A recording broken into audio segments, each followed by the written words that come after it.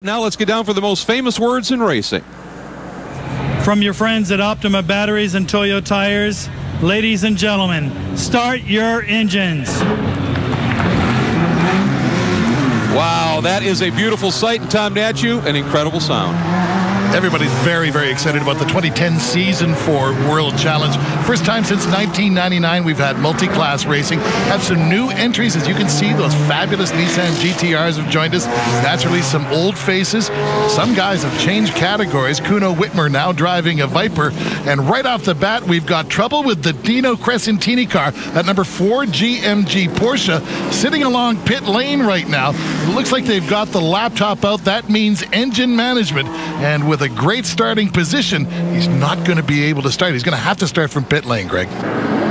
And Crescentini's problems continue, Tom. They're still working on that laptop. Well, that's somewhere you just don't want to be, is sitting in pit lane at the beginning of one of these races. Look, everybody's ready to go. We're ready to go here at St. Petersburg, round number 1, Greg. Green flag flies. The grid is clear. The lights are on. When they go out, the season starts, and 2010 World Challenge is underway. And a good launch by Randy Pope. You'd expect that with the all-wheel drive. Pilgrim tucks right in, so the two K-Pax Volvos running line astern. Jason Daskalos, a nice start. Here's back in the pack. Here comes Cunningham. Essayan loses a spot, and Brandon Davis already up 4 spots. Brandon Davis is going to find this easy pickings in that GTS car as he gets going. But up front, it's Volvo 1 and 2. And look at that. Jason Daskalos in the Viper holding off the number 14 car of James Sofronis. Watch the number 13, that red-white striped Viper from Woodhouse Performance, looking at getting around the 57 of Lindsay. Lindsay going defensive. Now we're getting back into the very twisty bits of this track, and it's, I don't think, any surprise that 2 of the pole sitters here started off in solo and autocross racing. Well, you know, they say that autocross racers do have an advantage here. As we jump in with Steve Ott, that Brass Monkey Racing team, he's got a loose condition, as we saw right off the start, starting to slide around a little bit, but now going down the inside of Bill Ziegler. Nice pass by Ott.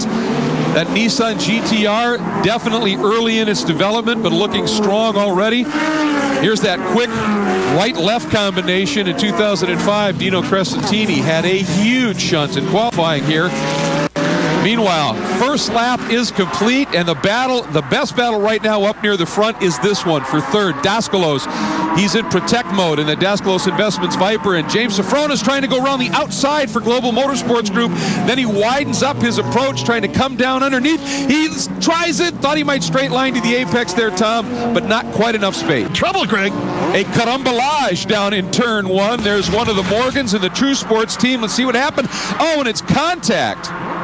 No, that's not a good situation for Bill Ziegler. Just turned in there and got a little bit loose. Now we're inside with Ziegler, and you can see when you have an immovable object and an unstoppable force, something's got to give. And there, from the inside of Charles Morgan's car, all he could do is just kind of get woed up and then express himself rather forcefully.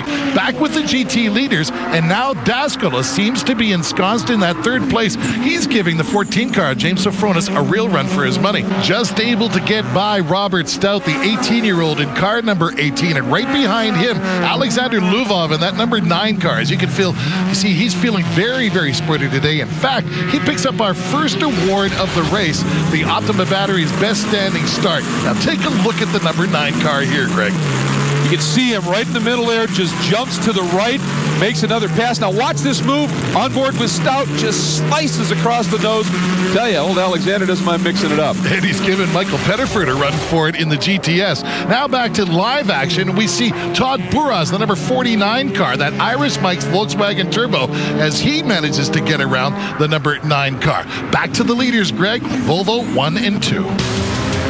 Action early in the going here at St. Petersburg. There are your top 3 competitors in each of our 3 classes here at the Acura Sports Car Challenge.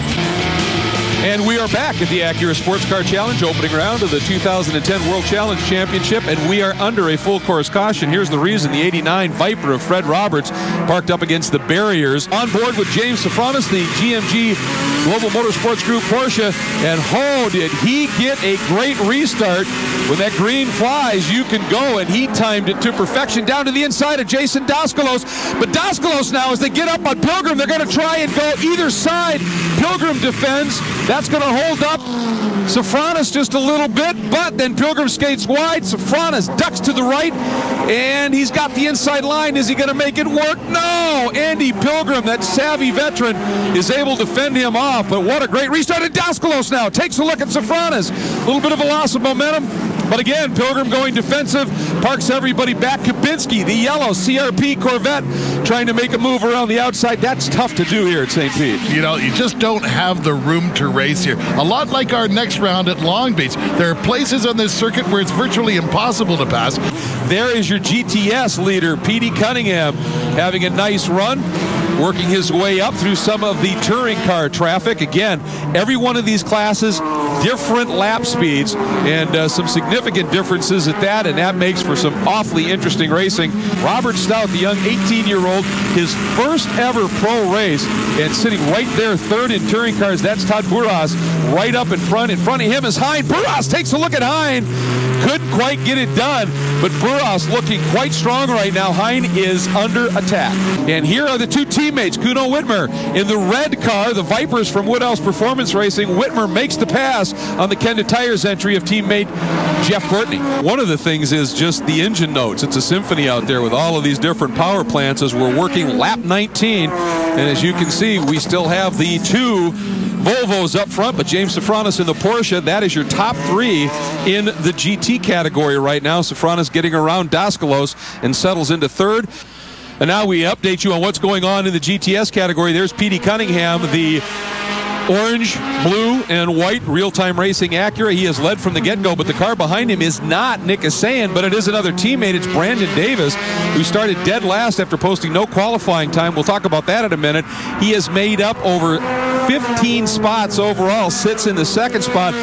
Now, as we take a look at the graphic, you'll see Nick Asayan shows in the second spot, but that's because Davis just caught him in the early part of this lap. Now, in the touring category, Todd Burras, the rookie, over the much more experienced Mark Hein, at least in World Challenge Racing, and then young Robert Stout in that DG spec Scion TC. There's Rob Morgan in the True Speed car. That Porsche, brand new to the championship. He's offered to see how to spin there. Let's take another look at it, Greg. Well, watch him right there on the right of your screen, and he got a little help, it looks like. You bet. That was Tony Rivera just giving him a little bit of a nudge right there and spun him around. There's P1 in the GTS category, Greg. Peter Cunningham having no worries whatsoever. Oh, and that is, Mark Hein, pole sitter in the class, and has had a problem. He's going to try and get it turned around. I wonder if he got in and got any damage. Let's take a look at it, Tom. Well, you know, you rarely do something like this on your own, and it's Robert Stout leading on him just a little bit there. Hein tries to turn into the action and goes into a big smoky spin. There's going to be some body work for Nancy. We go inside with Robert Stout. Contact's going to happen right about there. Robert Stout, even though he's a rookie, able to keep it straight. Hein goes for the big spin. Let's go back to Randy Post, where he is looking in the catbird seat. You've got to wonder, as these guys approach the white flag, if Bob Robb from K-Pax Racing has said, hold formation, boys. We don't want you racing and maybe taking each other out in the last lap. There's Cunningham now in the GTS category. He's had an easy day of it, but you can see when he's on the back of the course, he can run with these GT cars in terms of cornering speed. All those Acuras, they transition incredibly well. Meanwhile, Popst, one last time through the last two corners on this street circuit, 13, now 14, winds that throttle up.